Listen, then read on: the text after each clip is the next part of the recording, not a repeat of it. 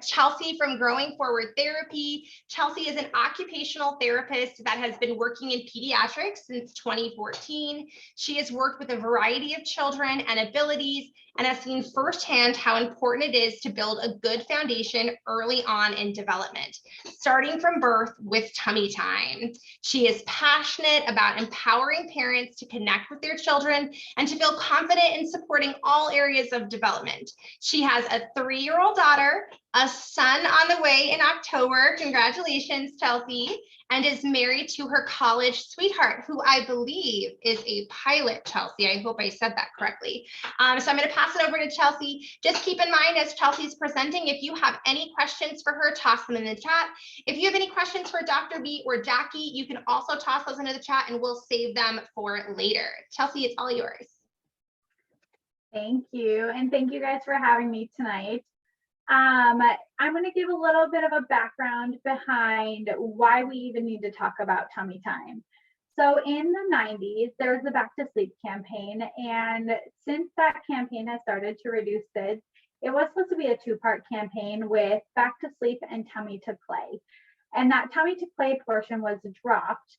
And when that part wasn't pushed as much, we have seen a really big increase, including container use and the containment culture. We've seen a lot more increase in head molding and head flattening, torticollis or significant head turn preferences. And parents aren't often provided guidance on how to engage their baby in tummy time in a fun and playful way. We're also seeing that the head molding and head turn preferences are leading to delays in other areas. Pediatricians unfortunately often skip right over this in their office visits, or it's just a really quick checkbox of, hey, are you doing tummy time? And then it's left to the parents to figure out how and what to do with that. So I wanted to give a little bit of insight on why tummy time is important, what things you can do to make it more successful, and if you're really struggling with tummy time, where to find support. So when baby is in utero, they are curled up in this tight fetal flex position, and then they're born and they have all of the gravity, the weight of the world on the top of their body.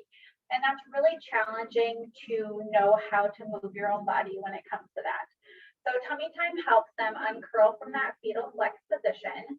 It helps them learn how to engage all of the muscles on their backside of their body.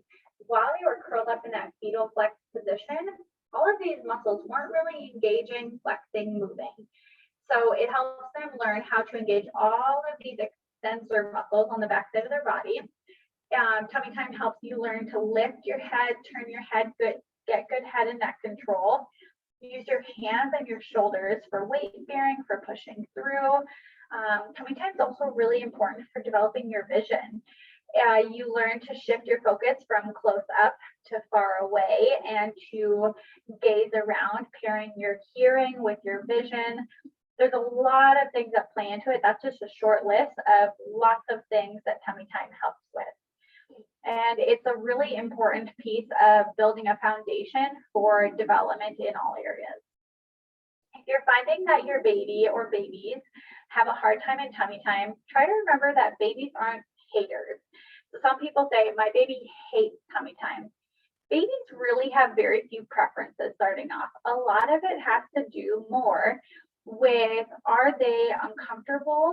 Are they, do they have movement restrictions?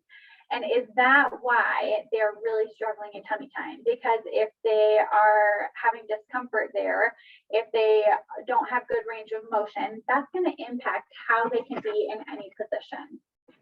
So a couple things to do or to try if you are finding whether your baby is really new, whether you're still pregnant, whether your baby's struggling tummy time. Tummy time often should start at birth, right on your chest with your first skin to skin. And those first 2 to 3 weeks should be primarily on your chest for tummy time. So they're getting that chance to turn their head side to side, get that good connection piece with you, and also help transition them from in utero to this outside world. After about 2 to 3 weeks, then you're going to want to transition to a firm, flat surface. So not something really squishy and cushiony like a bed or a couch per se, unless it's pretty firm, because we want baby to get a lot of good feedback on what they're pushing against. So firm, flat surface is great. The ground is honestly one of the best places to be with a nice blanket. And that's pretty much all you need in those beginning days. You also want to start with short, frequent sessions. So not thinking about watching the clock and how long baby is on their belly, more watching how baby is doing on their own. So watching baby, watching for their tolerance versus timing how long they're on there, because sometimes that feeling of watching the clock can make it more stressful and make you feel like you aren't meeting XYZ time frame that you were told or saw. We also want to create just the right challenge. So when I say that, we want our babies to have challenges and learn, but we don't want to push them past their breaking point. I'm sure if we were all given some really terrible news or having a really hard day where we are emotionally at our peak and really struggling, and then someone came up and said, here's a book, I need you to learn everything in it. If we were at that emotional peak, we would not have the capacity to learn that new information. And it's the same with our babies. If our babies are at that emotional peak, if they're crying, screaming, fussing really bad, and we are trying to get them to learn something new, it's going to be very, very challenging for them. Some people might say, well, my baby, when they get really angry during tummy time, they really start pushing up. A lot of times that's more than using tension versus actual skill attainment. So we want to work within their tolerance. We want positive associations and to watch their cues. So if baby starts fussing a little bit, grunting, telling you that they're done, that's when we roll them out and pick them up.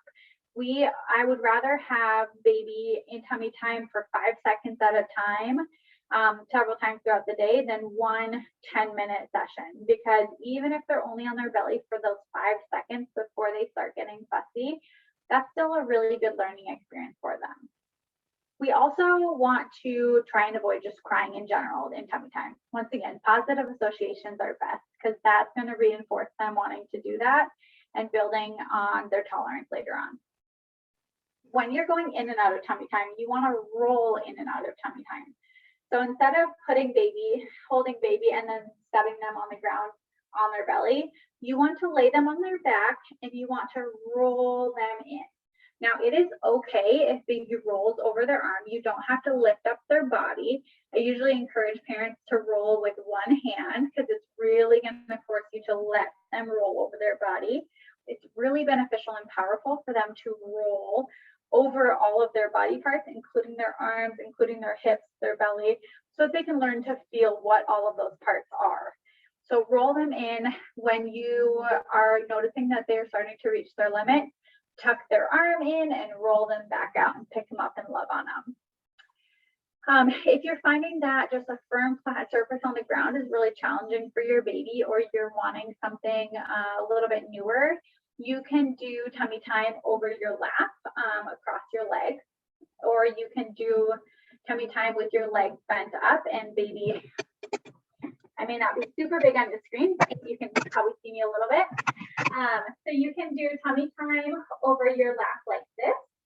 You can also do tummy time with your legs bent up and baby up at an upward angle like this for tummy time. That can be a really good modification. You can also do tummy time over a boppy to get them up at a little bit more of an angle. Find that babies with reflux really have more success when they're at a little bit more of an upward angle. And you can do it on a boppy, you can do it on a ball, you can do it on your chest still, even after they're a little bit older. Those are all really great variations of tummy time. But we still want the majority of their tummy time, or at least some of their exposure, to be that firm, flat surface. I also really encourage parents to try to make tummy time not something that baby has to tolerate on their own, but make it something that you're doing together. You want it to be a social activity for them. You also want it to be an opportunity to connect with them.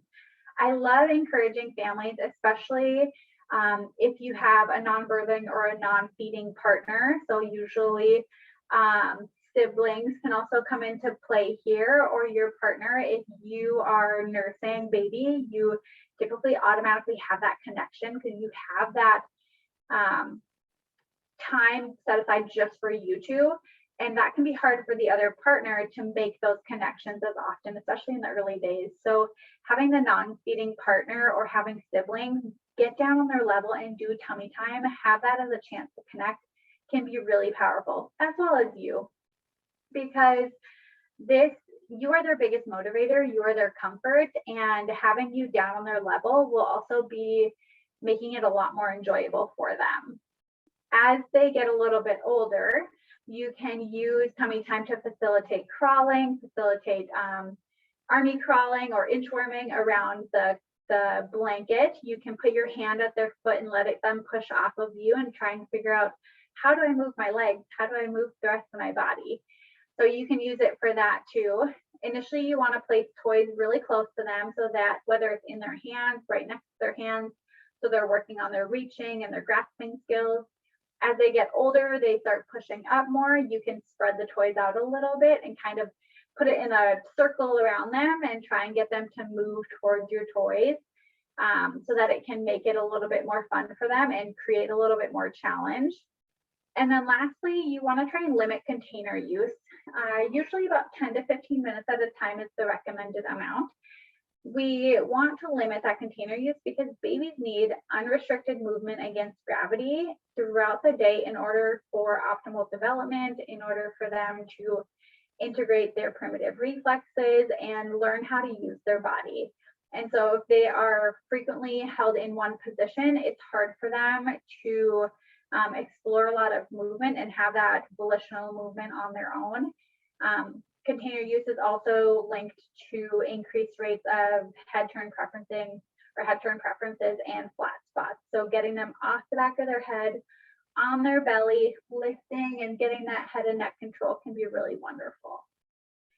And if you're trying some of these things and you're not finding a lot of success with them, or you are really feeling like your little one or little ones are still struggling with tummy time, reach out to myself, reach out to an OT or a PT in your area that specializes in infants and get some support, because you shouldn't have to just struggle through this phase. Tummy time can be a really fun and wonderful time when you know how to support your little one.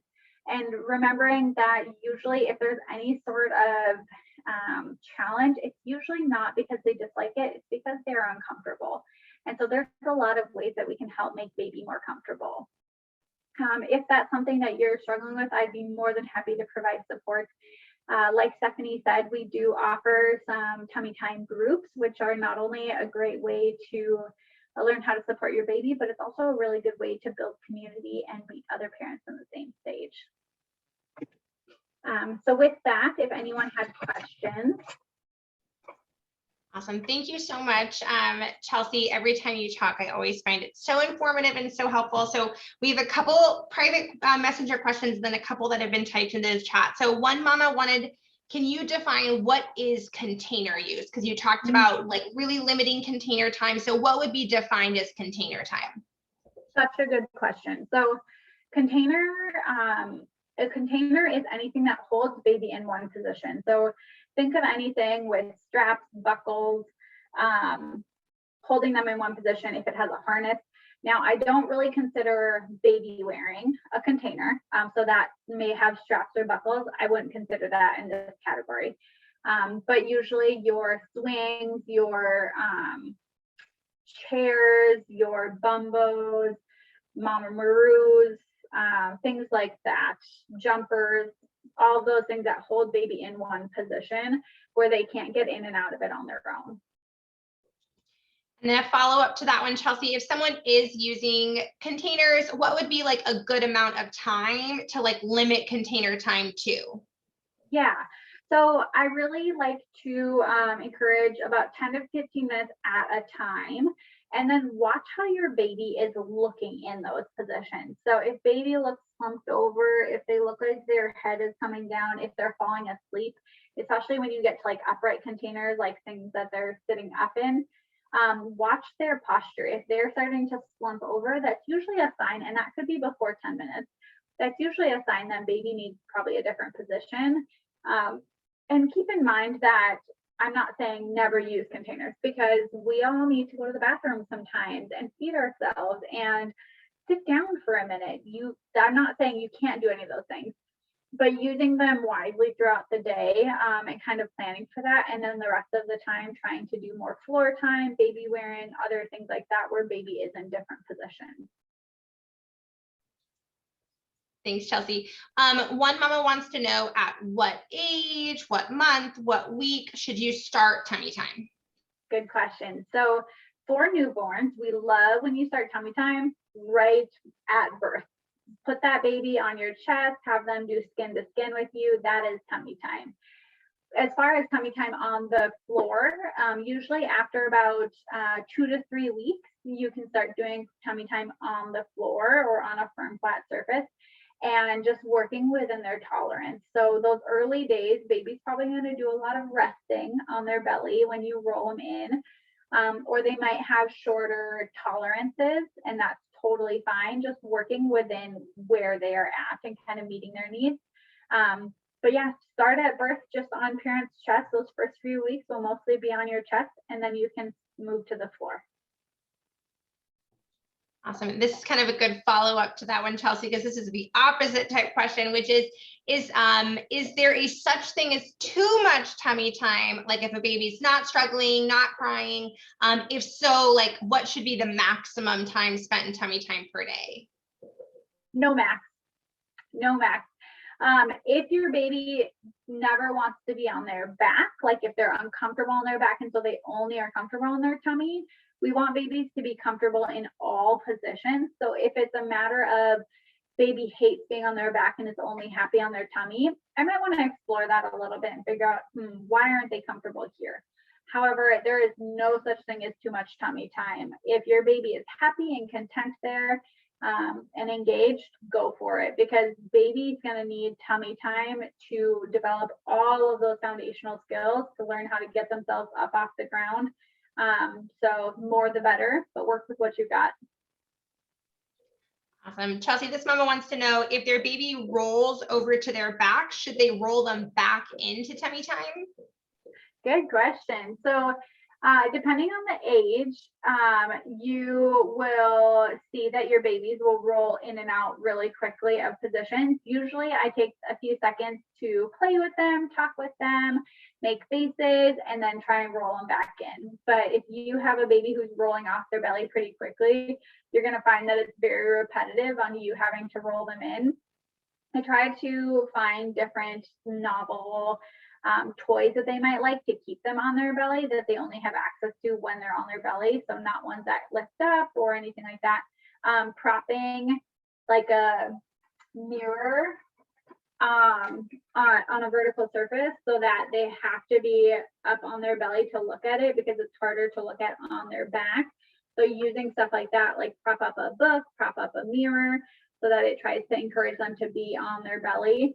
But if your baby's rolling off their belly, there's not much you can do other than give them a few seconds and then roll them back.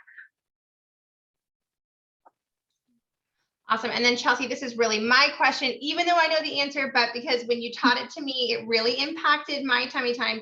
Can you use your doll? Can you model and show what you mean by rolling your baby into tummy time and rolling them out?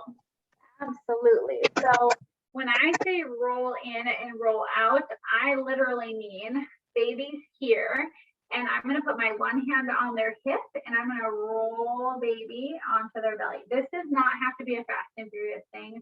I don't recommend anything with baby be fast and furious. So work slowly and with them, but you're going to roll them onto their belly. And ideally we want hands, or we want elbows under their shoulders. So hands and forearms on the ground under their shoulders so that they can push through, lift up, look around.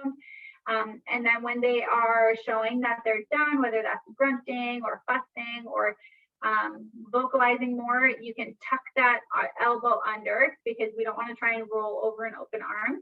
you just tuck that arm under and roll out at the shoulders, and then pick up your baby and love on them for doing a great job. That's awesome. I have another question in the chat, Chelsea. What are some good toys for tummy time? So what are some things a mom should maybe invest in if they want to have some easy tummy time options? Yeah, so I am a big fan of the O-Ball toys. Like they have balls, they have rattles. I love these because baby usually tries to get their tongue out because every baby wants to put everything in their mouth, which is not a bad thing, especially with the hands.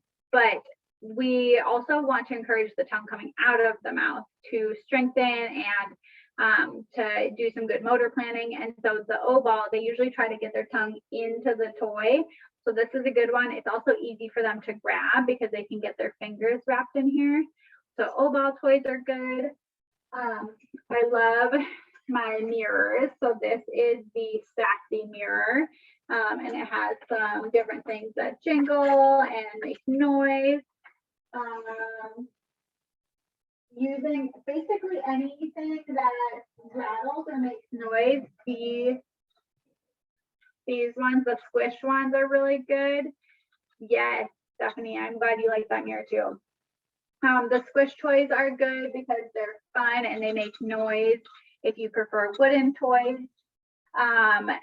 Also keeping in mind that you don't need a lot of toys. So you can keep it super simple. Once, I think anyone here can attest that once your baby gets to be about 6 to 9 months, they're really going to be obsessed with Tupperware. So like you can keep it simple, have little plastic bowls, anything that they can grab onto. Don't feel like you have to get a million different things.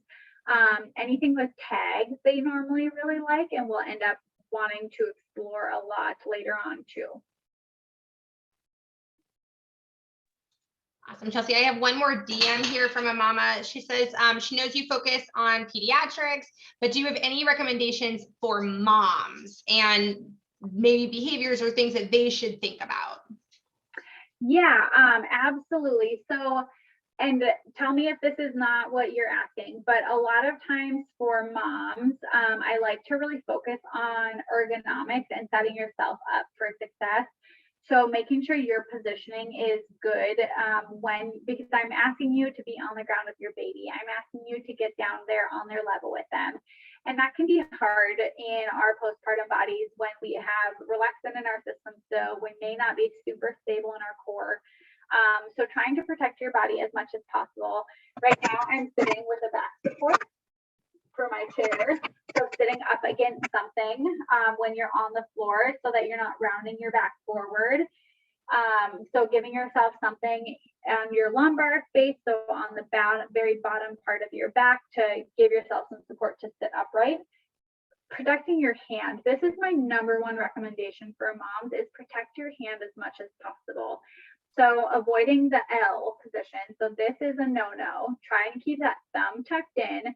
Try and keep your wrist in neutral as much as possible. So keeping in that straight line, avoiding here, or bringing your wrist to the side, avoiding awkward, wonky positions with our wrist. Try and keep that thumb tucked in and your wrist in neutral when you're holding baby, when you're picking up baby.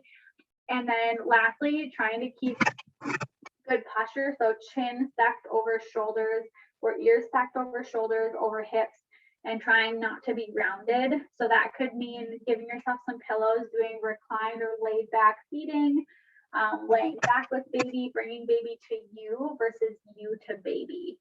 And then doing some like doorway stretches and chest openers throughout the day, because if you're constantly here, that's really stressful on your back, on your neck, on the rest of your body. And think of how often we're holding our babies in this position. And that leads to chronic pain. So trying to open yourself up as much as possible, pushing your chin back and giving yourself that double chin so that your head is stacked correctly on top of your shoulders, and protecting that hand and wrist as much as possible. Is that what you meant by for moms? My interpretation of their question is that's right, and they haven't DM'd me again, so I think you Okay. got it. I just want to give a little bit of space. We have another minute. If anyone has any additional questions for Chelsea before we move on to our last MFML raffle. Chelsea, that was so helpful. You know, I enjoy every time I get the opportunity to hear you speak. I feel like I always learn something new. Thank you. I don't see any new questions in the chat. So if anyone has any future questions that did not get addressed in this presentation today, again, just toss them into the chat and then we'll make sure that Chelsea has time to answer them either later today or outside of this presentation. So thank you again, Chelsea. We